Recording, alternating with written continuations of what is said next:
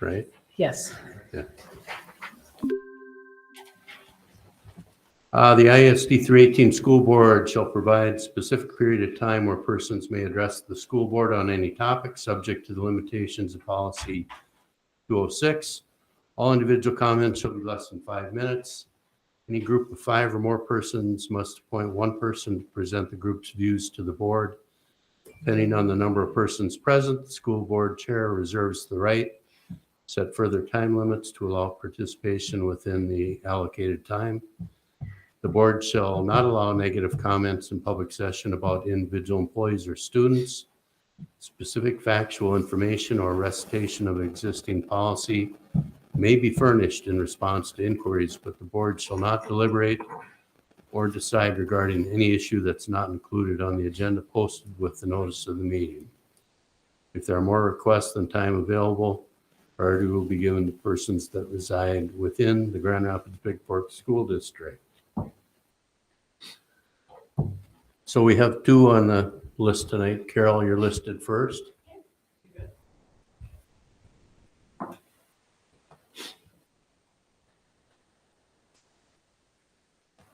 Good evening. I'm Carol Kopp. I am a language arts teacher in the district and the local 1314 president. I just wanted to share a couple of things with you. Number one, we have 3 teachers going down for lobby day on Thursday to lobby to get some more funding up here to Grand Rapids. And I just found out, I was telling my colleagues that I will be testifying about something about Social Security and an exemption that would really impact our teachers negatively. So I will be testifying about that Thursday afternoon. And so I'm excited to go down to meet with our legislators to talk about funding up here in outstate Minnesota. I've talked about that. I talked about that when the governor came in the fall. And then I don't have anything prepared, but we've talked to you about our classroom stories. And so I just wanted to share briefly. So my classroom story started 27 years ago. And so I love it here. I love the kids here. I love the community. I love where we're at. I tell the students all the time that we get to live and work where people pay to vacation, which is amazing. But the true part of that story is COVID did a lot to our teaching unit, and it wasn't fun. It was traumatic at times. And unfortunately, we haven't really dealt with that. We kind of moved on, and we never really dealt with the trauma that happened with COVID. So for me in my classroom, and I think it was a year or so ago, I was in my happy place, which is Target. And I'm sure my husband's watching this right now and cringing. And as I was walking down, there was a sign, and it was a sign that said, work hard and be nice. Just work hard and be nice. And I decided that coming out of COVID, that those were my 2 rules in my classroom, was work hard and be nice. And it's been amazing. And that's what we focus on in the classroom, is if we're working hard, all those other things are going to come along, and be nice to each other. Obviously, there's a million more things I could share about my classroom. I love my students. I love what I do, but it's difficult. And so in my other hat, my non-teaching hat, my representing these great people that are standing here, it's a tough job. And we want to keep these great teachers in Grand Rapids. So anyway, with that, thank you. Thank you for your time. Thank you, Carol. Thank you. Elise?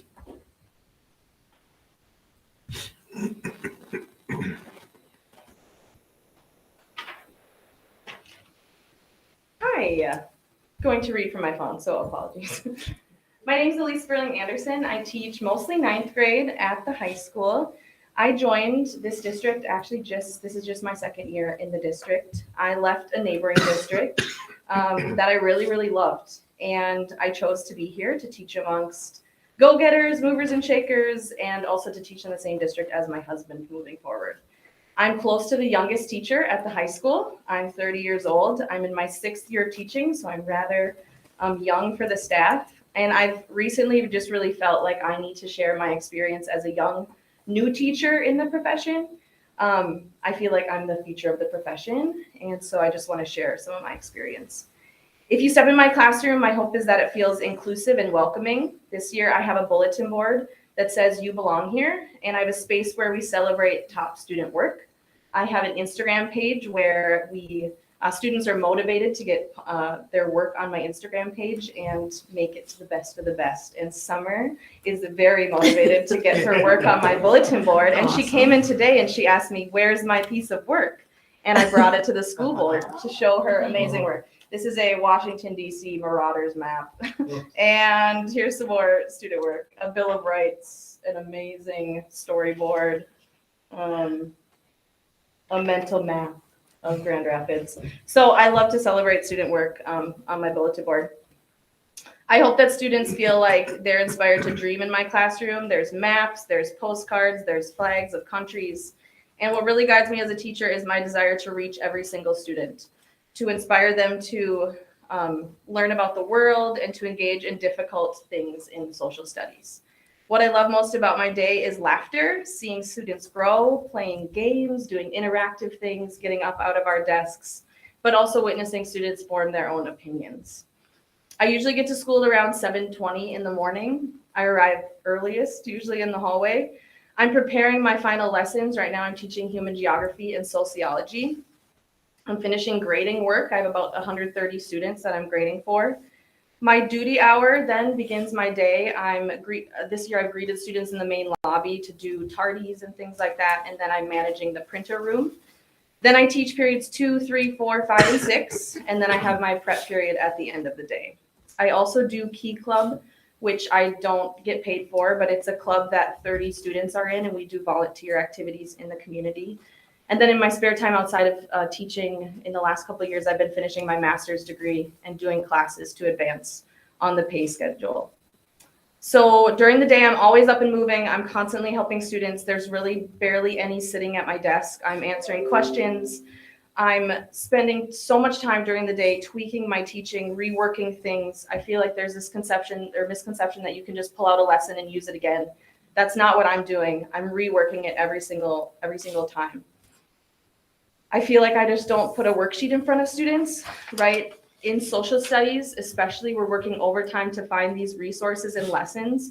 We don't have a textbook that we pull from, and so we're really creating our own curriculum based on the state standards. So we find our materials, we find our curriculum, and we're spending a lot of overtime making those materials. And my colleagues in the district have shared so many lessons with me. Otherwise, I would be drowning in prepping all of this stuff. In my day, I serve a lot of special education students in my mainstream social studies classroom. So about 1 in 5 of my students have an individual education plan, an IEP. Each student of those needs their assignments modified. Usually I'm sometimes daily communicating with special education teachers about their needs. So I have about 30 to 40 IEPs to have in my mind at any time on my 130 student caseload. But the fun parts of the day are the silly comments, the new TikTok trends, the cool students, things they're accomplishing that they come in to tell me about. The exhausting parts of the day right now, like Carol said, is managing behavior, especially I feel post-pandemic. I feel in my 6 years teaching, behavior needs have drastically increased. I feel like I'm giving about 8 to 10 reminders per period. So that's about probably 60 in a day to take headphones out, to put phones away, to put iPad games away. And I feel like I'm on the really strict end of being a teacher. I probably give 3 reminders per period for students to listen while I'm talking or while other students are sharing. And I feel in my experience teaching 9th graders right now, there are more extremely at-risk students for failing, for skipping, for being tardy. This is by no means the majority, but it's what takes up my energy during the day and makes it really exhausting. There are consistent mental health crises in our classrooms. Students at risk for suicide, anxiety, and depression, extremely challenging home lives. So I try to teach social studies. We try to do these things, but really I'm trying to make sure my kids are okay and surviving. A lot of days I love teaching, and I'm so proud to have chosen ISD 318. But as the person on the bottom of the tenure list in the district, last year and this year I've had to teach while living with the threat of losing my job to cuts, or my husband, who is also in the district, losing his job. Last spring, for the first time, I had anxiety because of looming threats of cuts, and I had to seek help from a therapist because of this stress. So I want you to know of the intense mental health toll that this budget situation takes on teachers, Each day I show up and try to be my best self for students, but it's really hard to stay in this profession. I want you to hear that. I love kids. I give my heart to being a good teacher, but it is very hard to maintain a healthy work-life balance in this career and to be a good teacher. I work on Sundays, I work at nights, I put in all this effort, and right now, especially social studies teachers are being devalued by our society. We are not trusted to teach our students, and we have increasing class sizes. I've taught 34 10th graders this year, I've taught 32 9th graders this year, and it will probably be larger next year, and I'm not sure how I can do that. So it feels not sustainable. But I will show up tomorrow morning, I will lesson plan, I will have a welcoming spirit, I will put a smile on my face, I will not be tearing up, and I will support my students. So I thank you for your support of teachers, and please come and visit our classrooms anytime. I would love for you to see what we do in the classroom. Thank you for your time, and I went over 5 minutes. Thank you, Elise. The other item that we have on the work session today is budget and reduction process update. Matt, do you want to say a few words? I can give just sort of a quick update and maybe we can take a deeper dive into it at our work session on Monday. But, you know, I've presented a timeline that brings us and helps us meet our statutory obligations. We have not only statutory obligations, but contractual obligations as we work through the process. Today we had our fourth meeting with our administrators, and the first meeting is really about level setting where we're at, and then having discussions about needs and wants in our district, reflecting on where we've been, what's happened, and where we are. Then some idea generation. Part of our process has been a staff meeting a couple weeks ago, I think the 15th. We put a Google Sheet out for some additional input from staff. I think we're probably north of 40 to 50 ideas that have been shared. The one that comes up the most is shifting to a 4-day week. And so looking into what the, not only financial implications of that, but what are some of the other implications of that. So that's been shared probably the most in that document. Like I said, between 40 and 50 ideas have been shared from people from all different occupations within our district. We'll continue to work through those. We've actually reviewed those today. Our administrators did. Some of the ideas were very creative. Some of the ideas were things that hadn't really been thought about before, and some of them were things that we discussed, and some of the things we're kind of moving forward with, and we'll probably see take shape. We're working through that some more this week, and be sharing that with you a little bit next week on Monday, kind of where we're at again. I mentioned that I'd be putting this together in a few tiers. What does the lower end of our range look like? What do reductions in the middle of our range look like? And what do reductions at the high end of our range look like? It is challenging. I think Elise hit a lot on the head with the tough parts of where we're at. And it's definitely not where we want to be long term. And so we're trying to work through this and maintain people's dignity too, and respect, and get through it. We have, like I said, we have some contractual obligations in about a month that we need to meet, and so we're on pace to do that. And yeah, we'll keep you updated from there. Any questions?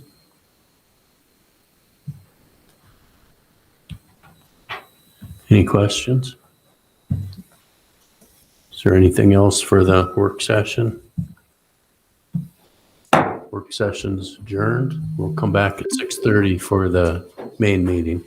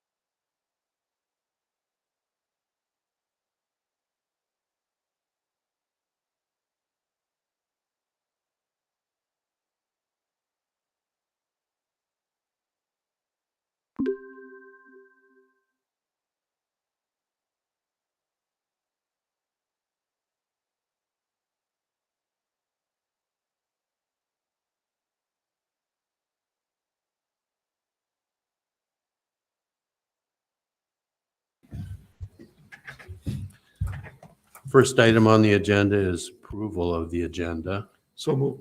Moved by Pat, Second. second by Melissa. Any discussion? All in favor? Aye. Aye. Opposed? Motion passes. Next item on the agenda, approve the Grand Rapids High School Interact Club field trip request to Thailand. Jessica, do you want to give us a little brief? Yes, please. Good evening. My name is Jessica Falassi and I teach at the high school. And before I even begin, I just want to do a quick thank you to Mr. Norther, which he doesn't know I'm doing this, but he really, we have grown the international trips into just a really fantastic program for kids. And I think most of that credit can go to Eric. He's worked really hard to establish this program. Kind of throughout the district, but especially in the high school. And I think a lot of kids have had some really amazing experiences because of him. And so I am happy to kind of start filling into those shoes along with Brielle Carlson. But I just wanted to acknowledge how hard he's done and how much he's really advocated for kids and their experiences abroad. And you can see it in his own personal life, but he's really, I think, ignited a love of learning for travel for a lot of us, and especially kids. So I just want to thank Eric for that. So I just want to kind of briefly, I'm sure, I feel like maybe you've been getting a lot of these lately. So I'm just going to review really quickly what's on the docket here as far as international travel is concerned. So Eric is bringing a group to Europe this summer, so summer of 2023. You guys have approved a middle school trip coming up in spring of 2024 for Panama, which is a great experience for a lot of the middle school students, especially as an introduction to international travel. We have another trip planned to Italy in the summer of 2024 that Brielle and I are taking students on. We have about 40 students registered for that. And then as we speak right now, there's another group meeting with parents to go to Europe as well in the same summer of 2024 for the World War II trip. So what we're requesting now is for the next year after that. So we're looking at summer of 2025. The reason we are planning and trying to get the approval now is that we have found that families really appreciate kind of long-term planning. So they can make monthly payments. They can start thinking about how they can finance it, because the reality is this is an investment in your kid, and we want to make sure that parents have enough of a chance to be able to give to those, to have the, kids can get jobs, or they can do some fundraising, or they can make monthly payments in order. And so 2 years is a great amount of time for them to be able to plan for that. So the destination for summer of 2025, we chose Thailand. We kind of had several European trips, and we were looking to get to Southeast Asia. We had originally been approved for Southeast Asia a couple of years ago. That was supposed to be our summer 2021 trip. And that was delayed because of COVID, and then turned into our Egypt trip last spring because of COVID restrictions. And so now this is a chance for us to get back to Southeast Asia. So we chose Thailand. It's a 14-day trip. We want to continue to try to limit it to around 40 students and adults. It allows us to take one single busload of kids. And we think that that is a really good experience for the traveler, as opposed to, we could take 100, but we, especially after Egypt, we found that it was a really delightful trip to have a single bus, and it made it really efficient. And you got to know the tour guide and each other, and it was just a really valuable experience. We did get a 5-to-1 ratio of chaperones to students. So their normal ratio is 6-to-1, but we negotiate. And so I think that's also a really great number. It allows chaperones to really build connections with those kids. And the price is comparable to similar other trips we've taken. It's approximately $4,600 for students, and a little bit higher for adults, which is comparable to all of the other trips that I listed, all the other Europe trips that the high school is going on. And other than that, it's a great trip as far as cultural and historical sites. We'll go to larger cities like Bangkok and Chiang Mai. They'll visit Buddhist temples and monasteries. They'll have lots of great food experiences. We're going to go to an organic farm, and there's a farm to table activity. We're going to go to a night market. They're going to get a ride in a rickshaw. They get to go to an elephant sanctuary. They get to go to a Thai beach, which is really exciting. So there's lots of really great things, and we're asking for your approval for us to announce this to students and start getting information out to parents. So move, Mr. Chair. I'll second. First by Pat, second by Mindy. Any discussion by the board? Any questions of Jessica?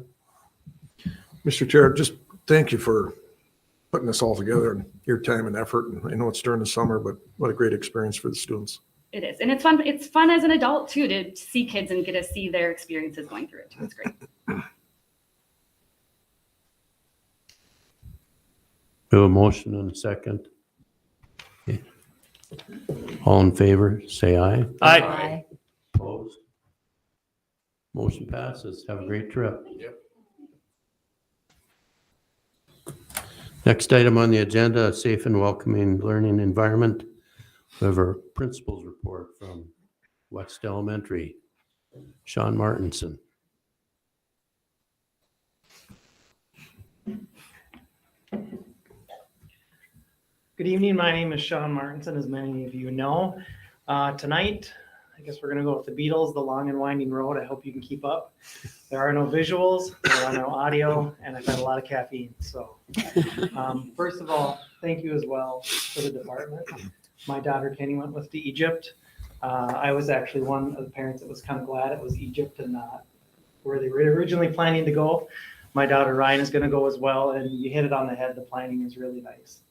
From the West Elementary standpoint, the last time I presented, I went through a slideshow that was based on our teaching and learning model.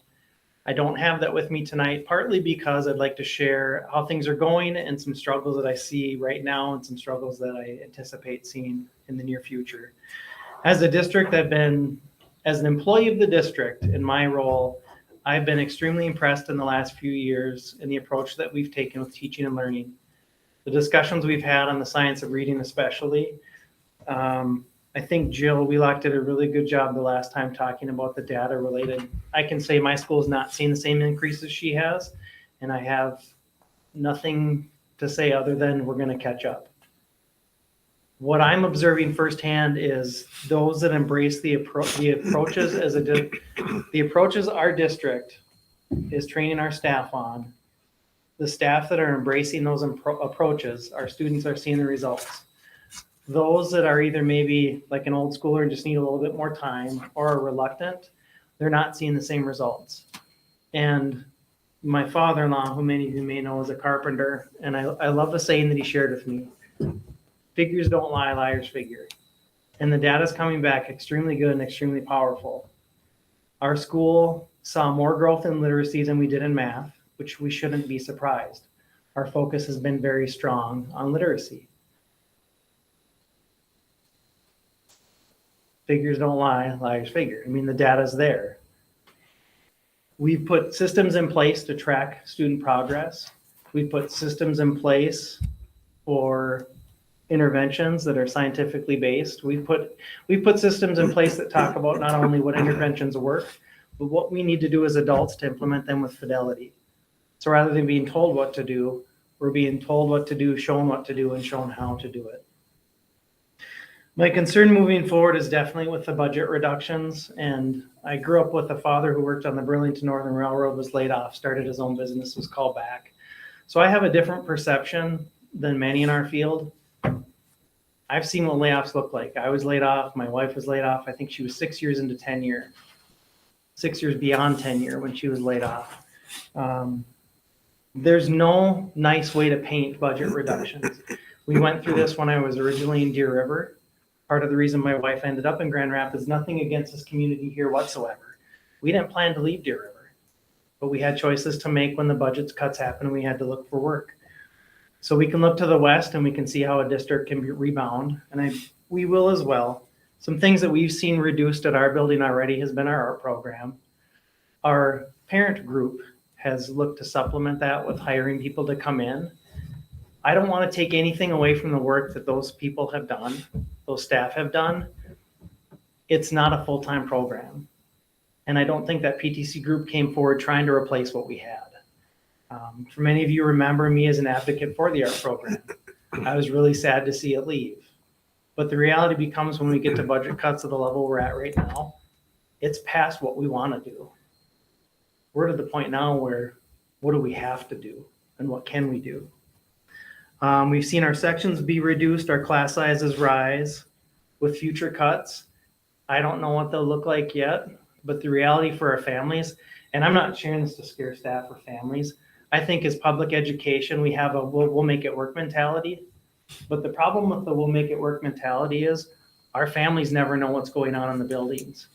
And that's not me saying we're hiding things, we're not. It's we don't have time to stop and say, this is what's happening, this is what's going on. That's why as a board and the work that Mr. Gross has done, I really appreciate that you're sharing that information with the community. Because typically, to be like a poor me, typically my day starts with I roll out of bed and after I've hit snooze for the third or fourth time, I open up my phone and I look at Frontline, which is our sub-management system, and I look to see how short we are that day. And it's probably the same thing for staff and colleagues, because typically, and you can see the heads nod, when somebody's missing, they email their lesson plans to their colleagues, and their colleagues are probably hoping and praying that it's covered and they don't have to figure out how to cover it. At our level, how we typically cover, we have a floating staff member that it's interesting that their name is, they're a floating position because they're never not busy. I don't think it would be an exaggeration to say that our floating para and floating teacher have had one day off, so to speak, throughout the course of the year. We're typically multiple paraprofessionals short every day. And that's unfortunately nothing new. This goes back to when I was at Murphy. We had a sub shortage. It's just gotten considerably worse after COVID. We'll often go short during the day. Admin will cover. We share with other buildings. Early childhood has been able even to send paraprofessionals over to cover when they know that we're short and maybe they have kids that are gone. We share staff, so there will be a text thread between all the buildings. How are you guys doing today? Can we use your floater? We've had the floater from East come our way. We've had the floater from Cohasset come our way. We double up, which, for example, our FIAD department. And really what you'll notice is when I'm waking up in the morning, we get to the building, the secretary's calling, recalling, resending. Nobody wants to see the principal in the morning because they know the question that's coming. Hey, Jen, so-and-so's out today. Can you double up in gym today? They don't want to. They don't want to say no. And that's getting harder every year because you really start to burn people out when they double up and cover. We have staff forgo their preps. They won't have their preparatory period during the day, and they'll be compensated for that so that it's like it's an okay thing to do, so to speak. But the reality becomes over time that gets more and more and more stressful and taxing. It's really my role of getting that call in right away and checking is really similar for our office staff too. The reason I bring that up is it would be very realistic to say we have many adults and kids that are thriving right now and are doing really well. And at the same time, we have adults and kids that are really struggling. And my concern moving forward, and I'm not expecting you as a board to have an answer. Part of my hope is that those watching at home more than, because I think I'm preaching to the choir in the room. My hope is that people that watch it online pause and either ask what they could do to help, talk to people in their buildings, or our 4 school rules are be respectful, be responsible, be safe and kind. Be kind. I don't think some families understand the stress going on inside the buildings. And I don't think they realize the damage they do when they are disrespectful or unkind towards staff. It's Monday today. I had 2 messages today that on the surface level from the family seemed okay. But when you peel it back, it's really taxing on the adults when they take attacks from people that are supposed to be supporting them. So from those at home, be kind. Or if you're going to shoot arrows at somebody, do it at admin and come talk to us. Because I can't already staff the building and I can't afford it when somebody needs to take a mental health day. As bad as that sounds, when people need a mental health day because of all the stress, it's just such a double-edged sword. You need the day off because you have the stress, but then you feel stressed because you're taking the day off and people can't cover for you. And that kind of is what it is. Macklemore, I got to work music and I always work something in. Macklemore has a new album out, not safe for work for the most part. But if you listen to the messages, they're really good. And there's a strong thread of mental health. And there's part of one of his songs where he says, when I was a kid, we didn't talk about therapy. And he goes to talk about what happened to him because of that. We have families calling the building and asking to see the school counselor. I'm trying not to cry. The reality becomes, though, I have 1 counselor for a building of 600 plus kids. It's to the point now where we have to tell families, this is what we're legally obligated to do. This is what we can do. This is what you have to do as a family. And it's not meant to pass the buck, but our we can do it all mentality is in some cases hurting our families because they think schools can solve everything. The reality is, not only are we not supposed to solve everything, we don't have the supports in place from Fed, state, you guys get the picture, to do that. So for not the first time, but I think I'm much more blunt as a principal when a family comes in asking for something to say, I have to be honest with you. This is what the school can do for you. This is the line of which you have to take it over as a family. And the reason I bring up the therapy piece is we have outside service providers in the building providing therapy. We have new companies in town that I find myself more now talking with families being like that in the building counselor of, okay, this is what I can do. I want to do more, but I can't. And I have to be honest with you and tell you where we have to draw that line. The reason I bring up Macklemore is to try to push sales because he's coming here October 1st, and I'm really hoping to go and that I'll get some kind of. My wife told me when I came tonight, and I told her I'd work this in. She said, she quoted Hamilton. She said, "Speak less, speak less and smile more." And I said, don't screw it up, right? So don't like smile less and speak more. And she said, no, you do that anyway. So the purpose of me not bringing you a visual tonight is I want you to know that we're doing the best we can. We're going to make it work. And this is all public education, but people are really struggling. And it's fair to say that we have people that are doing really well, but we also have people that are really struggling. And it's hard to come to you as a building principal and say, I'm telling members of our public when they come in, I want to help you. That's why I got into school. That's why I got into education. I want to be there to help you. But this is where we have to draw the line and say, what I want to do and what I can do is being replaced with what I had the supports and what I'm obligated to do. So, you guys have any good questions for me? You can ask bad ones too if you want.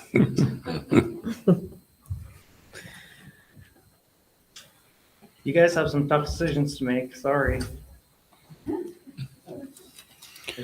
Thank you, Sean. And All right.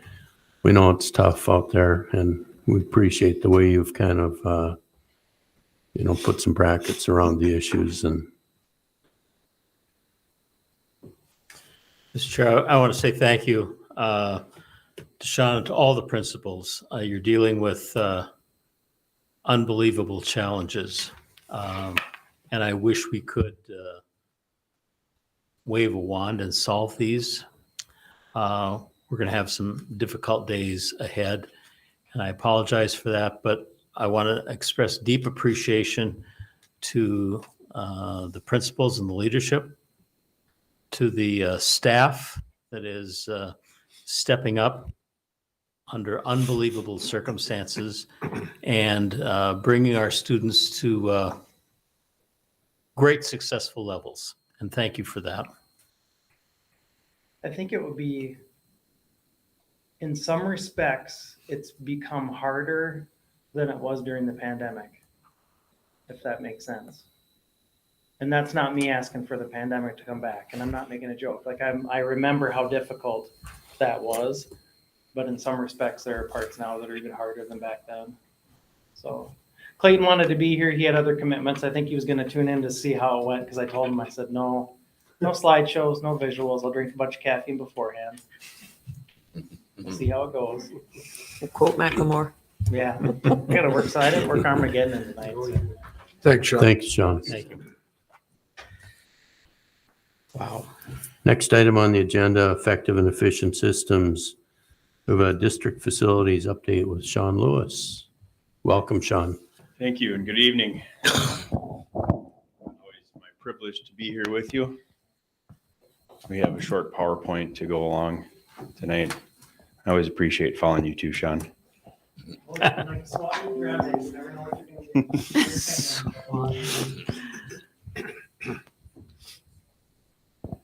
Thank you, Julie. Good. All right, super. Here for a short update for Big Fork School addition and remodels. Grand Rapids High School HVAC improvements, Southwest interior renovations, and new parking lot update. Should be pretty short and sweet tonight. For Big Fork, we're working through submittals and procurement, well underway. Also working with the project team for schedule collaboration, and we have some bi-weekly progress meetings going with the contractors right now. State plan review, that's done down in St. Paul, that's been finished and approved. So working with the state for that one to get a building permit, and the Minnesota Department of Labor and Industry will act as the building official on that project. A little different from the high school in Southwest here in town in city limits. John Peterson through the city will be the building official. And back on the 21st, Mr. Kent Corbett and I went up to visit with the city of Big Fork, the city council, just to give them a little update on the project, keep them up to speed, give them an idea of what to expect, where we're at with the schedule, when we're going to start the project, things like that. That went real well. I think they appreciated seeing some 3D renderings and pictures of things of the project, and appreciated us being up there with them. And May 15th is our date to start the additions and site work there. That's pending weather, road restrictions, frost, etc., things like that. We'll see how that all works out. And you never know for sure. We have more snow coming this week. So I don't know. I said that all out, right? And then we'll get into the interior renovations once summer break starts. Moving to the high school. As a reminder, alternates 1 and 3 were accepted to go along with the base bid of the project. Submittals and procurement are well underway on that one as well. State plan review is finished and improved on that as well.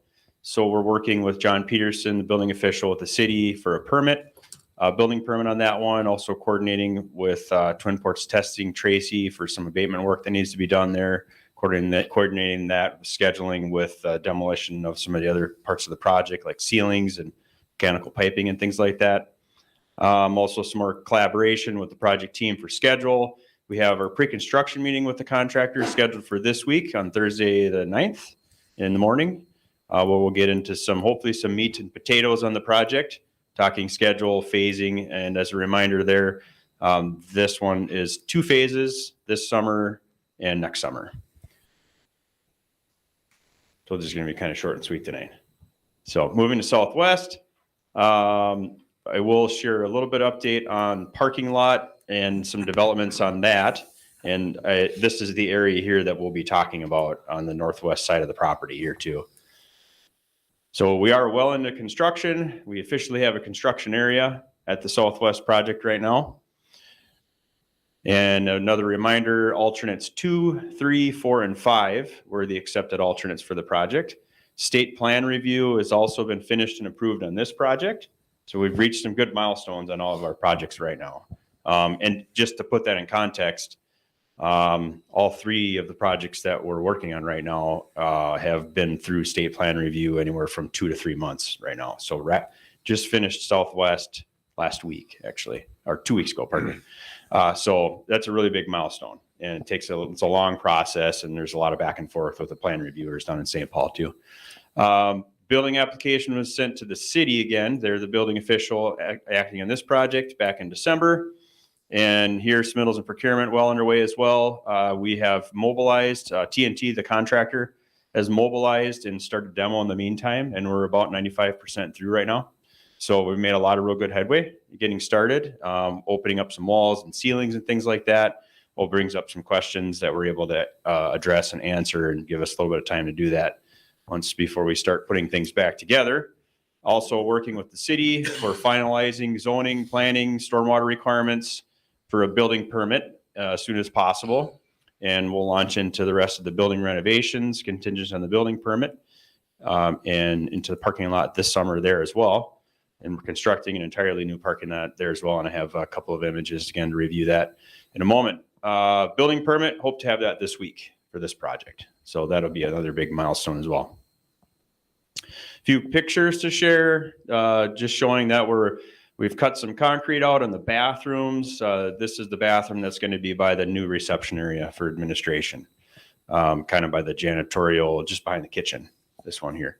So cutting up some slabs, reworking underground plumbing, and then there will be a wall in there eventually that will separate 2 restrooms in that space. A little more underground cutting concrete and underground plumbing work going there as well. I wanted to show some progress here. This is standing in what's going to be the ALC administration area. And as we've been developing this part of the project, we've been working towards opening this up as much as possible. So you're seeing some of that happening here. This was last Tuesday, the 28th. So it's underway here, and that'll eventually be opened up a little bit more yet too. You can kind of see from this angle, this would be the reception or the entry for ALC here on the west side of the building. Ice rink is over across the street. This will be the administration, and then flipping back here, that other side over there is going to be the ALC Commons. So we're creating a kind of a neat area there for the ALC to come in, their own entry. Commons is going to be on the left, administration on the right, and it'll be pretty open area. A lot of it will be separated by glass, but the view will be pretty open area there. Okay, quick update on parking. This is the version of the site plan and the parking lot you see in the northwest corner of the site that we published with bidding documents. And through coordinating with the city, we are required to add a few more spaces. So this is where we're at. The latest version that we're at right now is showing 90 total spaces. That's giving credit for 27 parking stalls over in the existing parking lot on the east side right now. And this would be what the new parking lot will look like here. We are diligently working with the city to avoid having to add a whole lot more and spend a whole lot more money in this part, and also having to do any additional stormwater management, like another infiltration basin, for example. We are diligently working to avoid that. We were not planning on having to do that. So some little more coordination to go with the city on that. And we should have this pretty well finalized this week and get a building permit as the plan. And then we're going to continue a little more coordination, a little more discussion with the city about the actual number of parking stalls that we have in that parking lot. So we have about 8 to 10 more weeks before we're actually ready to start constructing that. In the meantime, we're going to be coordinating with the city to see if we can maybe reduce that a little bit. So more to come on that. That's probably a good point. Any questions at all, or any comments on this particular matter or anything else for that matter? Sean, you're 95% through demolition. Yes, sir. Are you finding any surprises that you hadn't expected? Oh, yes. I know there are always surprises. Are There they devastating surprises? No. Or? No, nothing that's not ordinary, I'll say, as ironic as that sounds. Yeah. Okay. So just smaller things. Yeah. Great question. It's kind of the nature of a renovation type project. I compare it to an analogy of peeling an onion back. You never know for sure how many layers you have to take off and before you get to the good stuff. Perfect. So, Thank you. Yeah. Yep. Of course. Nothing we can't manage. Sean, with 3 projects going on, is there any concern about shred of workers? Always. Yeah. Yep. Not like when we did the elementary schools though. Yeah. And that worked out okay. We are meeting with the union folks this week, speaking of. So they have given the commitment that they're here to help with that too. So hopefully that's a little extra layer of insurance, if you will, or, just something to assure us a little more that we're going to be able to manage that. Right now, no tangible concerns that I'm aware of, but that manpower is a resource right now that is kind of a hard commodity to come by, it seems like, for a lot of us. So we should be okay with these projects. Thank you. Yep, you're welcome. Any other questions? Thank you, Sean. My pleasure. Thank you. Have a good evening. Thank you.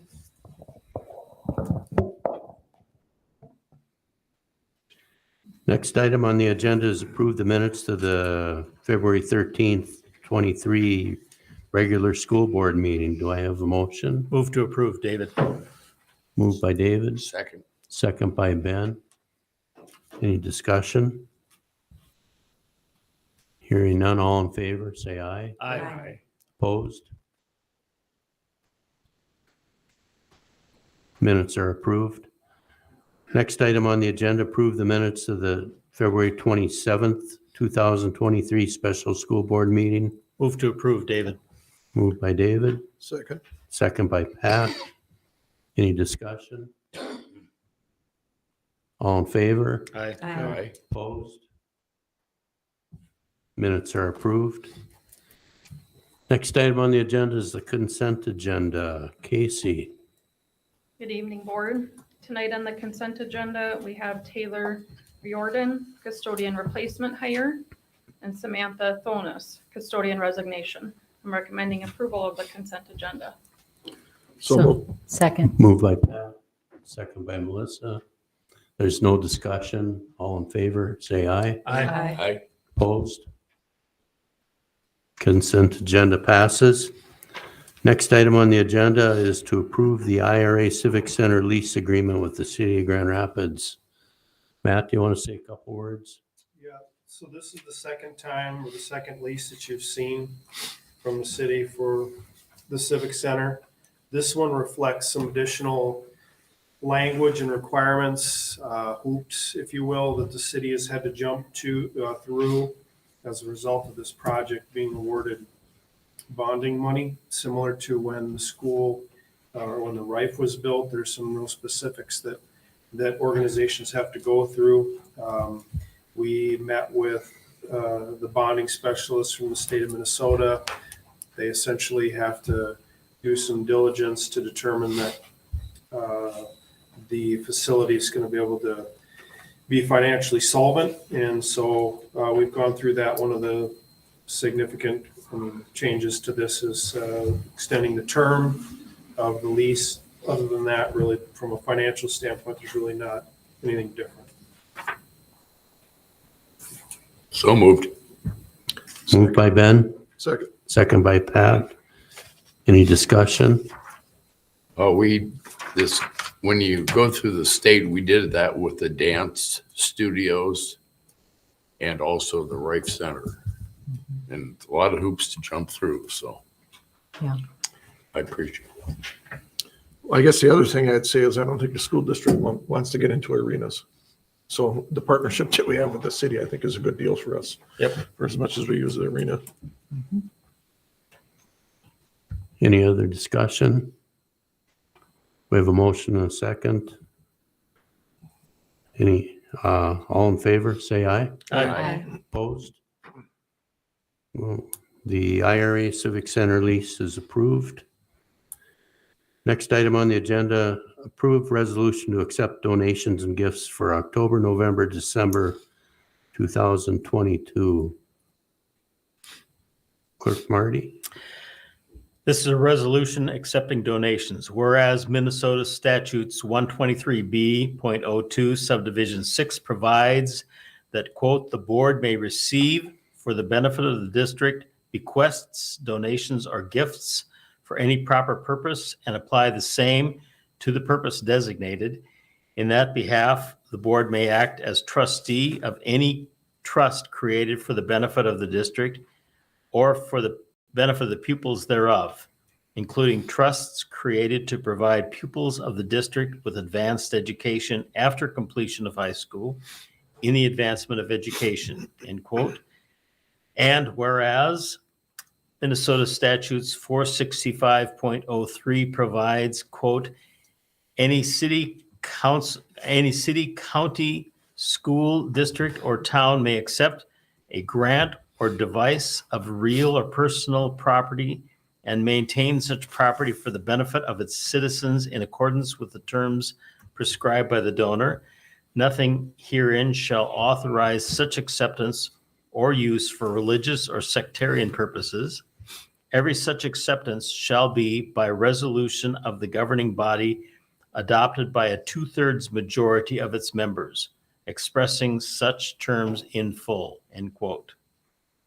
Therefore, be it resolved that the School Board of Independent School District 318 gratefully accepts the following donations as shown in the attachments provided to the board. October 2022, $16,329. November 2022, $188,213.95. December 2022, $3,299. Looking for a motion to approve the resolution to accept the donations and gifts. So moved. Moved by Mindy, Second. second by Pat.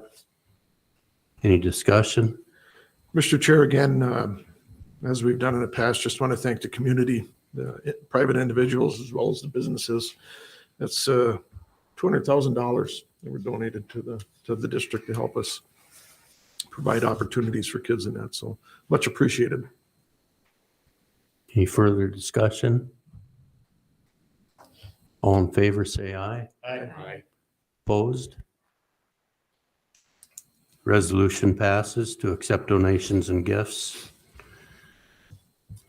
Next item on the agenda is to accept the second reading and approve policy 417, chemical use and abuse. Matt? Yeah, there's 3 policies that we'll be looking for approval for tonight that have been reviewed by the Policy Review Committee, 417, 708, and 709. If you look in your packets, we discussed this a little bit at a previous meeting. 417, that chemical use and abuse, there were some changes to some definitions, some changes related to that were included because of some changes in federal law. I think it's interesting in Article 4, there's a little bit of a conflict or tension between federal and state law there that is explained in that policy. And then again, Article 5 has some changes related to federal law changes. I'd recommend approval. So I'm looking for a motion to accept the second reading and approve policy 417. So moved. Moved by Ben, Second, David. second by David. Discussion? All in favor, say aye. Aye. Opposed? Second reading of policy 417 passes. 708, the major change there has to do with some language for students with disabilities relative to transportation, and I would recommend approval as policy also. Looking for a motion to approve. So moved. Moved by Pat, Second, David. second by David. Any discussion? All in favor, say aye. Aye. Opposed? Hearing none. The second reading for policy 708 passes. Next item on the agenda, accept the second reading, approve policy 709. Slight change in this one related to what serious violations look like, and then some updates, kind of grammatical and in nature, but I'd recommend approval of this one. Looking for a motion to approve policy 709. So moved. Moved by Melissa, Second. second by Ben. Any discussion? All in favor, say aye. Aye. Opposed? Hearing none. Second reading of 709 passes. Next item on the agenda, accept the first reading of the following policies. Matt? Policy Review Committee spent quite a bit of time on this one. It's really important and I really do appreciate, as much as sometimes I jest about policies, our committee does a good job of digging into these. Because it's important, if we're going to have these policies, that they reflect what we're able to do and going to do and things we can fall back on. So this policy, the committee looked at this one related to how we do business around here, ensuring that it reflects how we handle our business. So this is the first reading, no action at this point. 721, this one's a little bit drier. It's a reflection of changes in law related in both at the state and federal level related to accepting funds and ensuring that we're in compliance with those statutes or laws. So encourage you to look that one over between now and our next meeting as well. So no approval is required on the first reading for policy 603 and 721. Item K, approve non-substantive changes to the following policies in one reading. Matt? Our policy 208 that is in line with what the School Board Association produces. It does allow school boards to approve policy changes that are the result of state law over which you really can't make any adjustments to, or policies where there's a small or insignificant changes. So these policies that are presented in this packet are all reflective of that. They're all able to be approved with one reading because the changes are non-substantive or the result of state law. I would recommend approval of these. Julie, can we do these all at once? Looking for a motion to approve the So moved. policies. So moved. Moved by Pat, Second, David. second by David. Any discussion? All in favor, say aye. Opposed? Hearing none. The non-substantive changes to those policies are approved. Moving on to partnerships board reports. Does anybody want to start? I can go first, Mr. Chair. Outside of watching legislation between MSBA and MREA and RAMS, as we all know, David commented last school board meeting, there's a lot of moving pieces here and stuff. And I guess we'll wait to see what happens out of it. But a lot of balls in the air. And I think the concern, and Matt touched on it at the last school board meeting, there's, even though they're talking 5 and 5 in one arena and 4 and 2 in another, but it's all the other stuff that's over in this column over here that can have a negative impact for us. If a lot of this or all of this passed, this really becomes irrelevant on it. So we got to do our due diligence and make sure that we let our legislators know the hurts and positive sides of that. Otherwise, we could be left holding a lot more bag than what we're holding right now with that. So, but on a positive note, I just want to give kudos to Ryan DeBay and Jen Shadeen. I'm sure you all saw the article in the Herald Review on our reading improvements. And I think it was a great article. I think it's a lot of positive that's happening in our district. And sometimes we don't talk enough about the positive to the community about it. Everything is, so to speak, on the MCAs, right? That one day in time that they test the students. But I think the article really dove in and showed the dramatic improvements that we're having in our reading with our students. And I could just tell you, for me, I had 2 emails on it. Didn't know this was going on, comments, positive from the community. And I was at my granddaughter's hockey tournament this weekend, and I had some grandparents ask me about it as well. And so that was really made me feel good that they're reading the newspaper and seeing these things. And great things are really happening here in 318. And kudos to all the staff and administrators for this. And Matt, your article on the state of Grand Rapids schools, again, that was commented on by some of the grandparents as well. I think in the situation that we're in, I think the more that we can talk about our positives, I think it better positions us in the community and telling our story in the community. I think we all know if we don't tell our story, someone else will write the narrative, and sometimes that narrative is not very favorable to us based on one small event. But overall, I think our staff are doing a lot of great things for our kids, and we need to continue that story, tell that story as staff members telling your story here as well. So thank you, Matt. Thank you, Ryan, and thank you, Jen, for that. So. Thank you, Pat. Mindy? I just had a RIFE board meeting. I'm the RIFE board rep, and they had a special meeting a couple weeks ago. As you know, they came to a board workshop and kind of talked about the funding issues that they have.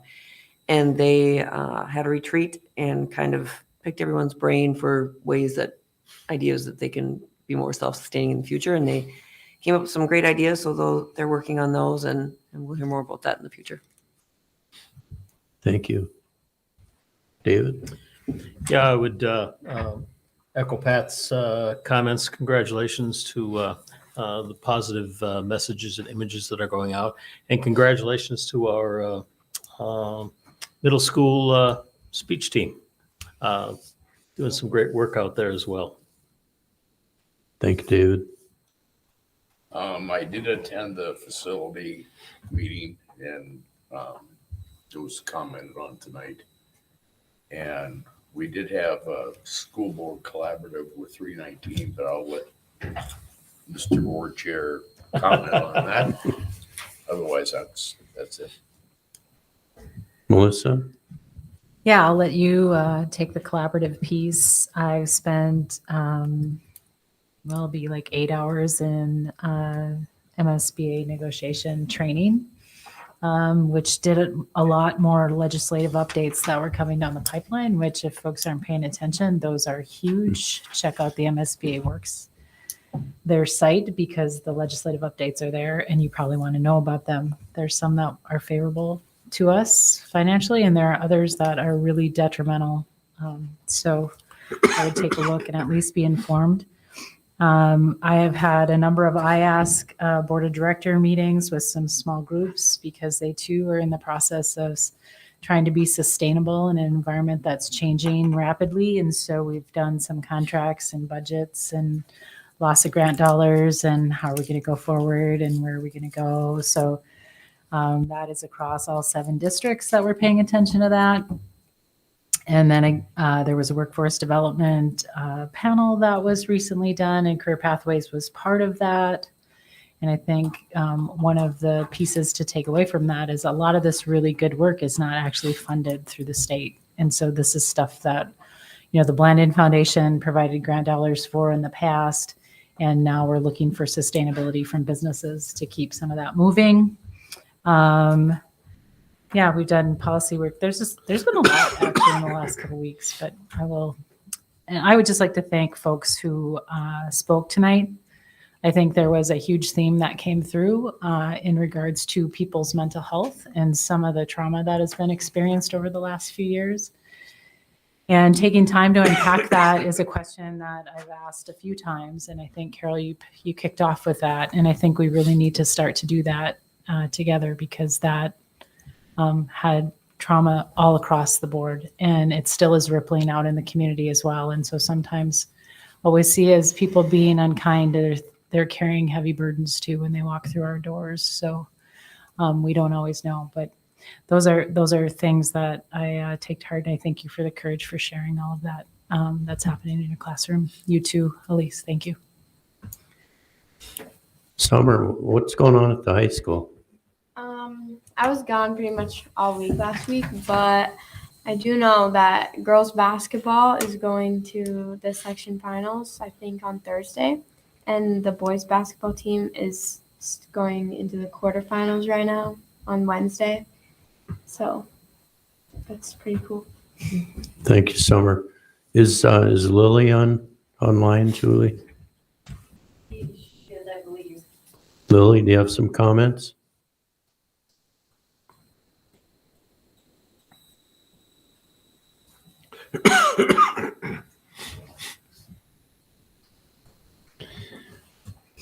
I guess, Lily, if you want to jump in here a little bit later, you can. But I guess the one thing I would want to comment on is the joint board meeting that 318 had with 319 Ashwaubenon. It's kind of exciting. We're looking at ways to do 2 things. You know, become financially more efficient between the 2 districts, and maybe, to me, the bigger way is we're looking for ways to increase student opportunity. And I feel that it's important that we do this. In outstate Minnesota, we're not funded at the same levels that the metros are, but our kids deserve every opportunity, every educational opportunity that they do in the rest of the state. And collaboration will help us get partway there. I think it was a pretty productive meeting, and I think going forward, coming through the board here, you're going to see some resolutions talking about ways that we do plan to collaborate and what some of the process will be for that. Mr. Chair, just a couple of comments, which I had written down, I forgot to mention, and Summer reminded me of it. We had some wrestlers go to state. We had some swimmers go to state. We had FFA competed at another level.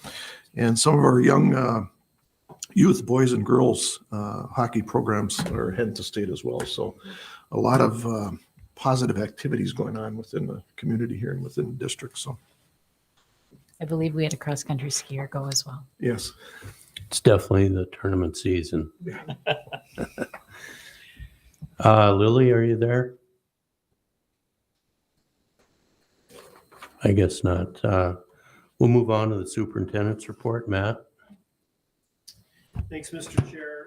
I had the chance last week to head down to St. Paul and spend some time with some legislators. It was interesting. I was reminded again of how complex the work that we do is, not only what happens in the classroom, but what happens in the kind of the business office and how little it's understood. A lot of questions from legislators about TRA reform, so I thought that was interesting. I was very intentional about bringing up school safety, and the bill actually got cleaned up in the House. It's House File 1360. That would dramatically improve our ability to keep our kids safe. It's a flexible bill. It can be used for social, emotional health. It can be used for physical safety. It's a topic I hammer on pretty hard, and so the bill is cleaned up. It was a little bit messy for a while, and so I think that has bipartisan support, but it'll probably get rolled into the omnibus bill. They were curious about funding and what that would mean, and it was important and good to share our story with them. And I don't think our story is entirely unique. There are districts across our state that are hurting, and so I think it was surprising for some of them to hear, though, that even if we were to get 5 and 5, that wouldn't solve everything. So it speaks to the years and years and years and years of underfunding our schools, and it's not really possible to catch up in 1 or 2 years. They also were curious about the cross subsidy, so we had an opportunity to talk about that. And depending on what district you're in, that could have significant impact on your budget, and ours for sure. Also had a chance to talk to legislators about bills that we have in.